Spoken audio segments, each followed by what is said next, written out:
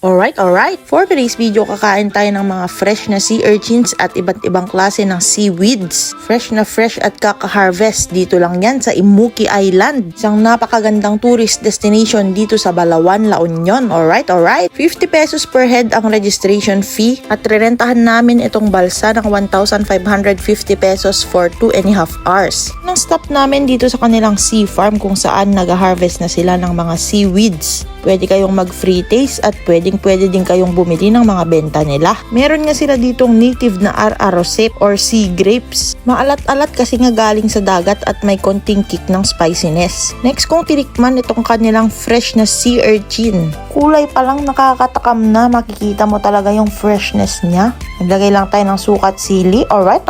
Then sinultop ko na mga kapulutan. Grabe, napaka-solid. Sinilip ko din dito sila kuya. Meron pang iba't ibang klase ng seaweeds. Itong kulay green tawag nila ormo-ormot. At itong brown nakalimutan ko na yung tawag dito. Pero masarap siya, medyo magaspang nga lang. Itong ormo-ormot naman masarap din mga kapulutan. Pwedeng gawing salad. Nagpaihaw din pala kami dito ng mga sea urchins mga kapulutan. Kasi sabi ni kuya masarap din to pag nag-grill. At habang iniihaw, nag-swimming muna kami dyan. Sa napakagandang dagat ng Imuki Island, Balawan, La Union. May kayak din dito, hindi lang sa Boracay. Alright.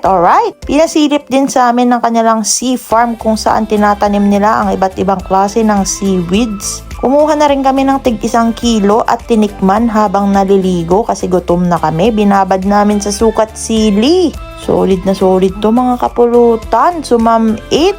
Isa sa mga napaka-fresh at napakasarap na seafoods na natikman ko. Alright.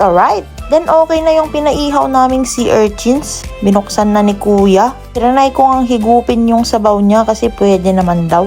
At maalat siya. Alright. Kaya linagyan ko ng sukat sili. Then iniscoop ko. Saka natin kukutsarahin. First bite mga kapulutan. Grabe, napaka-solid talaga. Ilabas mo na ang 2x2. Alright. Kaya sa mga nagbabalak mag-La Union, pupunta na kayo dito sa Imuki Island para makatikim na rin kayo ng mga fresh na seafoods. Alright.